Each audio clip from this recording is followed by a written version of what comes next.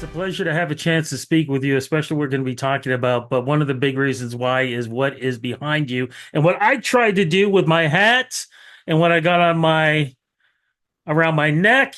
And you can just sort of see on my shirt because we are talking about something that you absolutely love. Brother, what is it about the guitar that Oh man. seems like it's an arm for you, a leg, or more importantly, it's the heart to you? Oh yeah, 100%. I felt that way. Just, my mother was a guitar player and she would sing songs and she wasn't like a professional guitarist, but she'd play in church and she'd play for her friends and she'd play with her father, who was a great violin player. And she knew 1,000 songs, my mom, right? She could just start rapping them off and sing. She sang very beautifully. She was really um, prevalent in the church choir, and she just had a golden voice.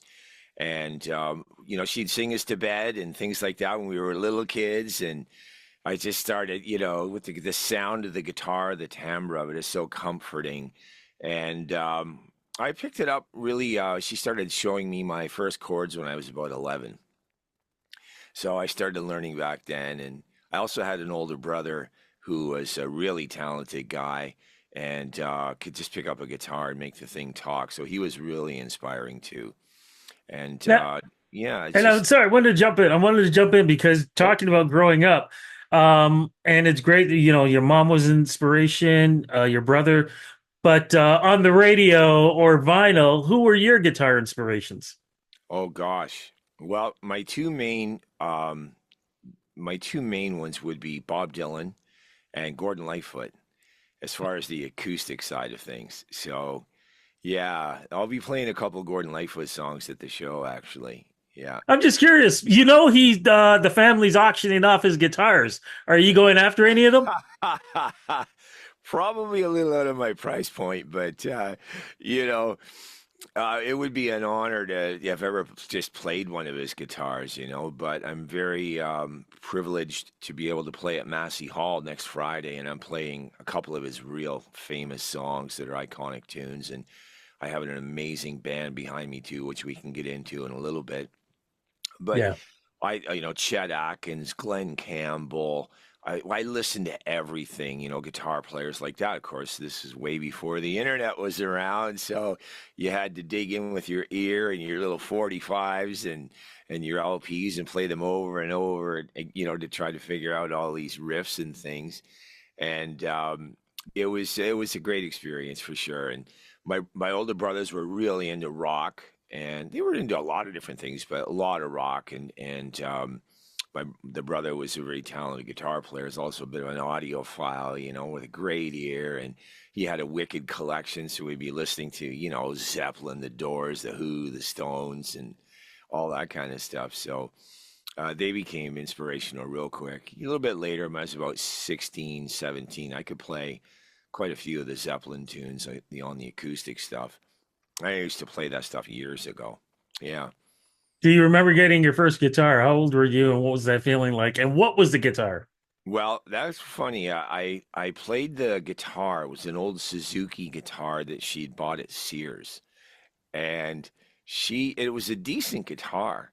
And when They I were started all playing, I want people to know this. They were all decent, even if you got them, like say at Consumers Distributing or one of those yeah, other kind of stores. yeah, They were man, great guitars. they were great guitars, right? And I banged away on that thing for a lot of years, and she bought me a really special guitar when I was 21. She bought me a Japanese Sigma, which I still have, and I should have really had it out on the floor here. But that guitar, my birthday is next Friday, the day of the show on Massey Hall. So that's pretty special. And that guitar will be, 42 years old, right? 43 years old. Yeah, Wow. pretty amazing. So that was a really nice guitar. That guitar was like really sweet. It was one of the ones that Martin, they produced a whole bunch of Martin guitars in a more of an affordable range in Japan, and people were like buying them in droves because they were so good. And then they're like, we should probably dull down the quality over the years because people were buying those Japanese guitars. They were just searching them out and they weren't picking up the Martins as much. You know, they were pretty bougie, right? I, So I'm I'm curious though, and I'm going to jump in because the sound. Oh my goodness! Did you see the Randy Bachman documentary yet? I think yes, and he's another sort of guitar slinger hero of mine, and I love that band. I love the Guess Who, but yeah, he's phenomenal. I used to listen What to his show too, this radio show. You know, he'd be sitting there playing his guitar and talking on the radio, right? So pretty amazing.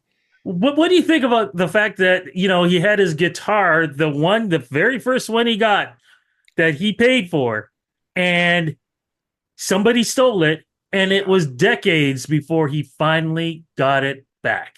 Yeah, that's pretty amazing actually that happened, that he actually got it back someday. But you know, to lose a guitar like that, and a lot of great guitar players have had their guitars stolen. You know, these Yeah. and you wonder where they go, right? I mean, they go nowhere. It's very unfortunate, but that's pretty crazy. Get that thing back after so many years, right? So how do you end up teaching when it sounded more like you were ready to maybe go on the road yourself or something like that? Well, so when I was a teen growing up, and I always wanted to play music, and I'm like, how am I going to make this work, and keep my parents happy and everything. And, there was that. And there was like, I really want to go to music college and, study. I wanted to be a student of music, right? Because I just didn't want to, like, I'm playing with some bands when I was a kid and playing, with some different people. And that's all fun and everything. But I wanted to be a student of music. So I actually, went to Berkeley in Boston Wow. in 1985. I was there. I did their summer program there, which I paid for myself. I had to save up. I'm working construction jobs, drywall, busting my butt, my back, everything. It's just working construction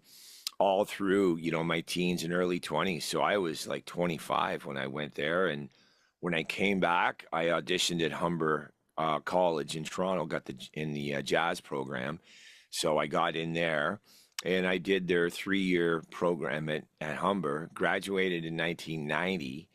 And so I'd put myself through college. So I'm working through all this time. And I'm like, I really want to just keep playing music all the time. I really don't want to, do a construction job, 9 to 5, which is something I was pretty good at, you know, and I could make a living at that, no problem. But I really wanted to just play music, and I started teaching music at Dave Snyder's Music Center up on Yonge Street, right? Everybody knows Dave Snyder Music back in the day, just north of Lawrence, and it's still there. And Dave Snyder's an awesome guy. And I walked in 1990 and said, I'm kind of thinking about doing a teaching gig for a bit if you're looking for people. And he goes, well, throw me a resume. So I gave him one. He just called me like, the next day and said, we'd love to have you come in. So I did. And I started teaching there and worked there for quite a while. And before I opened my own studio, and I was just teaching, dozens and dozens and dozens of people every week. I had, 60 people on my schedule at one point where I was just, going through the cycle, right? Yeah, it was pretty crazy. And now my schedule is a little more, a little tamer. I'm around 30, 34 students in that. That's pretty much my max right now. I Yeah. got to jump in though, man, because when you got to Humber is when I graduated Is at that Humber right? for Wow. radio broadcasting. Is that right? Because I know your course, everything else. I Great. was there from 83 to 85 Is for radio that right? broadcasting. Yeah. Wow. That's Small, amazing. small world. Yeah, that's amazing. Yeah. Yeah, so Uh, that is small. It's a great school. That oh, God. uh, Yeah. program has only gotten better too since I've been there, Yes. right? So, but it's Yeah. still it's a well-renowned college, right? And And it's bigger. Oof. again, it's bigger. really nice profile of teachers. You know, when I was there in the day, really old Yeah. school. You know, great jazz players, Art Meisty. You know, Dave Stillwell was there teaching, who produced Blood, Sweat, and Tears and played some Yep. trumpet on it. Amazing studio player, and he was a hard hard on you kind of guy, right? You know, just kind of work you. But just great players. You know, I was taught by Peter Harris, who was a good friend of Lenny Bros. If you remember Lenny Hmm. Bro, and so there's a great staff there. Yeah, So amazing. you mentioned about having so many students. Some of them are known.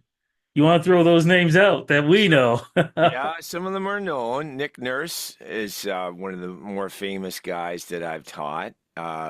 You know, and he's still around. Nick, I teach his son. I see his son Noah like pretty well every week. He's in Texas, so we do our sessions via Zoom. And Nick is no longer in the city, so you know we still do some Zoom.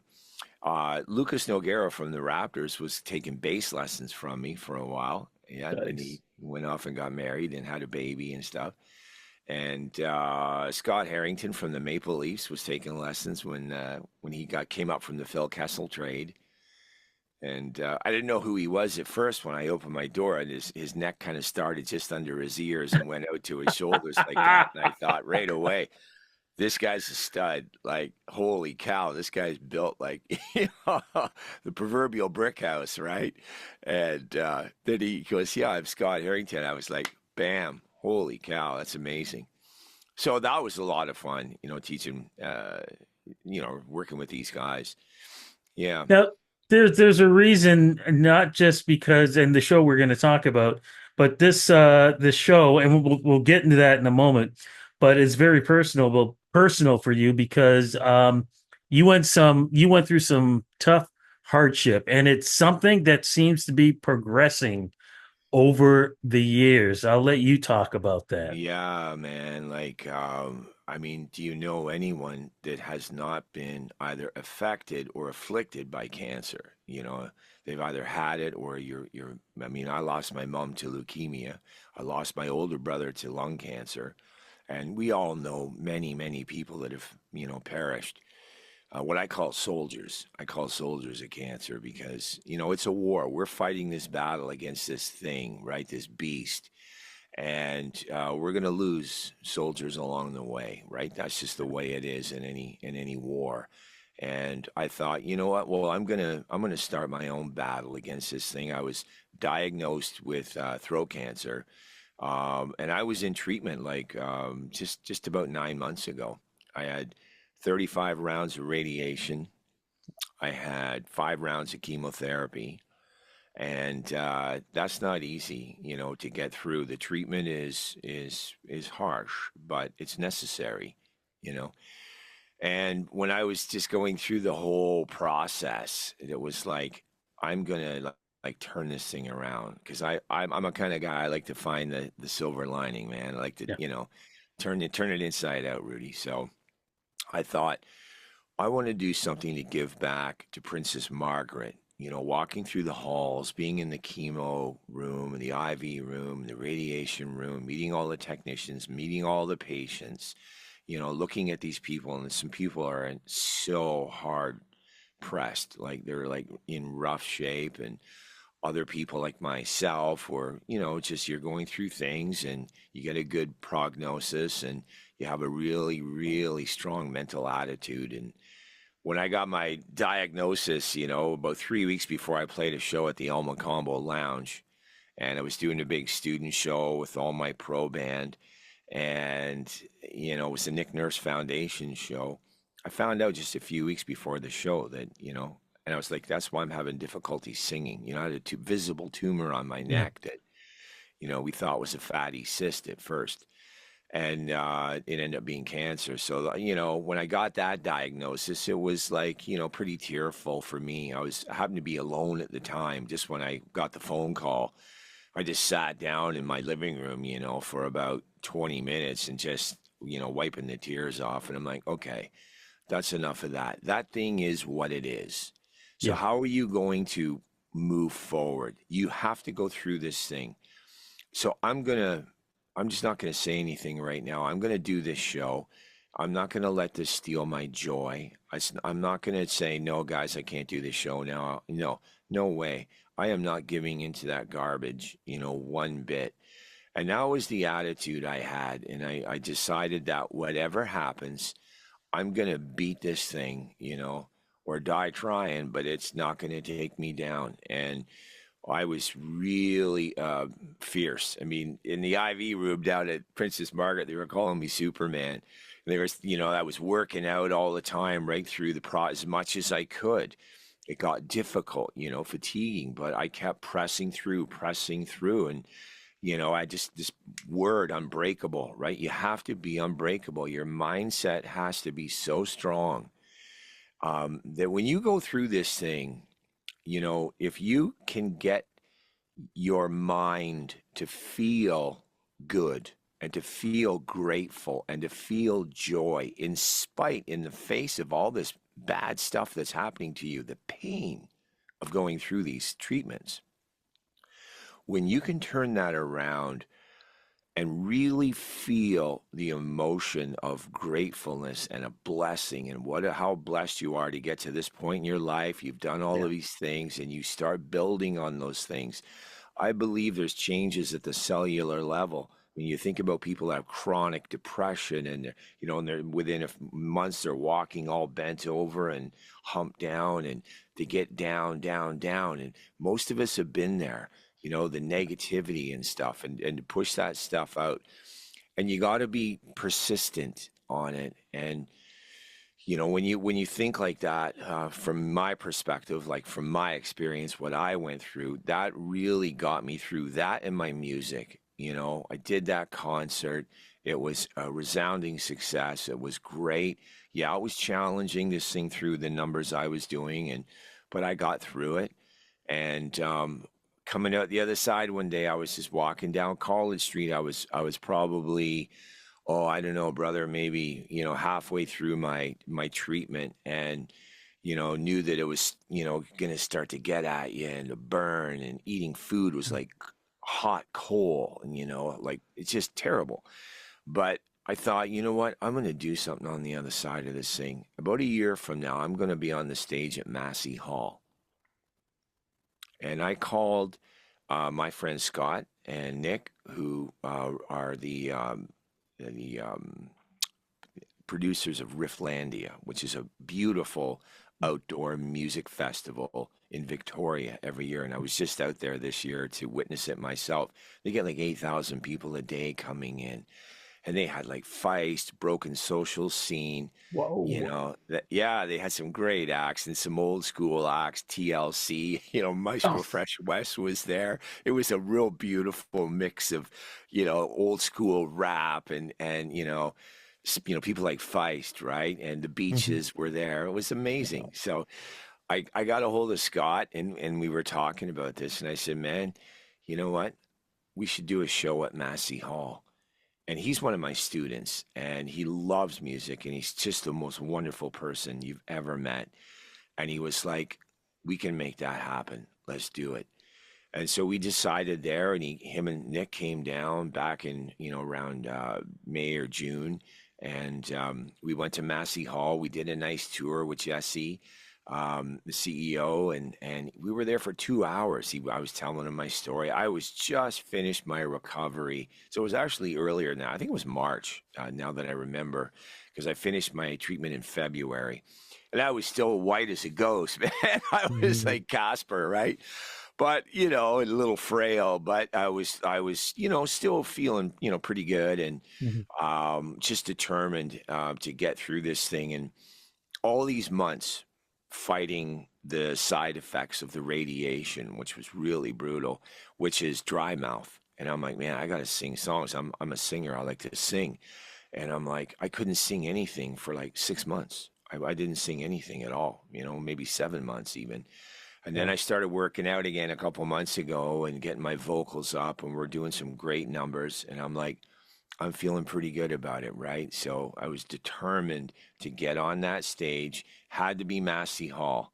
Yeah, we could go back and play El Macombo. It's a wonderful venue. It's an iconic thing, but Massey Hall is like the pearl, of the city, and Exactly. right. So, and all these wonderful performers that have been there before and before us, and playing like Gordon Lightfoot, man. I've been to Massey Hall watching him on the stage, you know. And I remember sitting there watching him thinking what I wouldn't give to be on that stage singing that song. And then I realized, I gave about 50 years, right? Wow. So, because that's finally going to happen. I'm going to do that song. I'm going to play it at Massey Hall. So And, what's this? we And can get into the show and all that kind of stuff, but yeah, let's get yeah. right into that. What's this show going to be like, man? What can we expect? Yeah, so we got this whole come up with the name Unbreakable, just with the whole attitude of we're gonna beat cancer, we're gonna put a team, an army of community together, we're gonna raise money for Princess Margaret, and we're gonna just keep contributing as all soldiers in that war. When you donate, you're being a soldier, you're contributing to the fight on cancer, even if you've never had it or whatever. It's like you're contributing to the innovation, the technology, and the staffing of all these institutions we have. Princess Margaret is an amazing place. So Yeah. I thought, let's get that happening and get them on board. And they were totally knocked out with the idea. They go, we love this. This is amazing. So we're going to bring in some special guests. We're going to play Massey Hall. We're going to bring in a bunch of my students who can all play well, right? Now I'm even going to bring in two or three beginners, and we'll play a basic rock tune, but I have a pro back line. So I have an 8-piece string orchestra. So the GTA Strings in Toronto, where some of the finest string players in the city are playing with us. And we have a 6-piece horn section, and that's going to sound pumping. Man, we Yeah. got some tunes. We're doing some Chicago. We're doing some Lighthouse. Nice. It's gonna be like big stuff. I don't want to give the set list away too much, but we're doing some big stuff, right? So the sound coming off that stage when people decide, you know what? I mean, who are these guys? We go see them. Well, we've got some nice artists coming too, some other people, new and upcoming people, and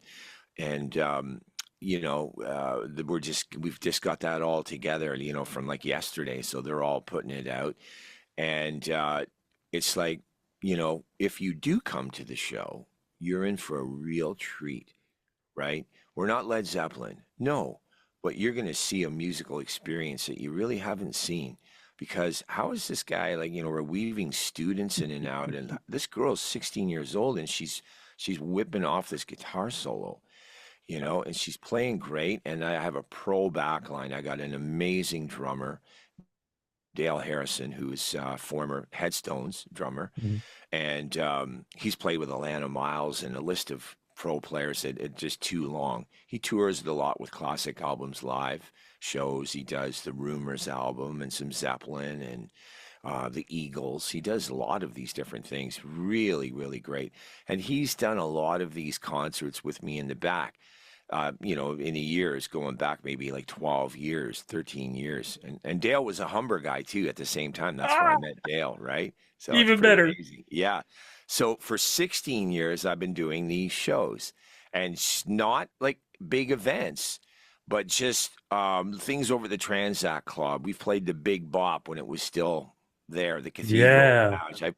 We've played Walter Hall at U of T. So we've played, now we've played the Rivoli and we've played El Macombo. And for a number of years, we'd play the Transact Club, so you could have like an all ages venue and the kids could come in and play. And Dale would come in and back us up on drums. And I'd bring in a pro keyboard player, some horns on some of the shows, based, on the material we're playing. And it was, phenomenal. And then we just kind of morphed into this, let's roll this into charity stuff and get a bigger audience and give back. And I mean, if you have the people behind you to make this happen, it's pretty amazing what can actually happen in the community. The students are getting a chance to perform. The people that are coming to support the charity are getting a musical event, and their friends and their families are up there on the stage, you know, a sister, a brother, a wife, a husband, they're all up there on the stage playing. It's really special. So now that we've got Massey Hall, it's like, okay, we're going to produce a really, really big event, a really big show, and make it, you know, really epic. So that's what we're doing. Yeah. Okay. And So now we just got to sell tickets. that's what I was getting. You already know my questions, man. So let's make sure people know what day is it, what Yep. time, and how do we get tickets? Yeah. So basically, unbreakableconcert.com is the easiest way outside of going to Massey Hall. You know, you can go to Massey Mhm. Hall's website, masseyhall.com, and just look at the events. It's only next week, so it'll be right near the top. Mhm. And you can click on that and you can buy tickets. 100% of the proceeds for the show goes to Princess Margaret Foundation. So all the ticket sales, we have gorgeous T-shirts, and I don't know if you've actually seen the flyer, the pamphlet we have, but it's pretty beautiful. The artwork on it. I'm not sure if Adam sent any of that to you, but it's really beautiful. If you go to unbreakableconcert.com, you can see that. Also, well, with Massey Hall, you'll get the tickets there. You can donate there. If you go to unbreakable.com to donate, if you can't make the show and you just want to, you know, chip in a few Mhm. bucks for Princess Margaret, whatever you can, there's a donate link, and then our show will get credit as, you know, having raised those funds, which we'd like to see because we'd like to know how much impact we'd have and how much bigger we can do this next year. And then that way we get more artists coming in. You know, we get bigger and bigger and bigger names, right, coming into the show. And that's what we really like to have because it really hasn't been done yet, at least for Princess Margaret. Yeah. So, you know, if we have this thing organized, and it's really amazing, it's special because at the core of it, you have young players and middle-aged men and women that are playing would never have an opportunity to play music like this. They're just regular folks in the community who are capable, and they're getting to play, you know, these venues with like some star players, and the band is amazing. So they're getting this experience that is like second to none. And we're raising money for the charity. So it's like win, win, win. You know, it's just, there are no losers here. And as this kind of fundraiser, what's really special about it too is that everybody can participate and just show up. You know, sometimes they have like their marathon, walkathon, bikeathons, cricket matches, all great causes, great, you know, events. Was great for the athletes and people that are, you know, are able to do it. But there's a lot of folks that are, you know, not very mobile and they Yeah. cannot do those things. So this is an event where they're getting some beautiful classic music and they just have to come to the concert and they're getting something in return that way. So I love that aspect about it a lot. Yeah. I love the whole aspect. Dave, thank you so much for doing this interview. This sounds like it's going to be a great show. Looking forward to not that just this show, but can't wait to see what you do next year, my friend. Oh Thank you yeah, so much man. for the interview. Rudy, I appreciate it, my brother. You're very professional and I love the way you roll. You're so easygoing, man. It's just awesome. But hope to see you there. If you need a ticket, man, just give me a call. We have some free tickets because we want to give these out to cancer patients. So I got a couple Mhm. hundred tickets and we're going to try to distribute these out and we'll get more too for people, but we just want people that are really impacted by this thing to come and have, we're doing this for them. We want to bring them some joy and some hope and some love, you know, bring them some music.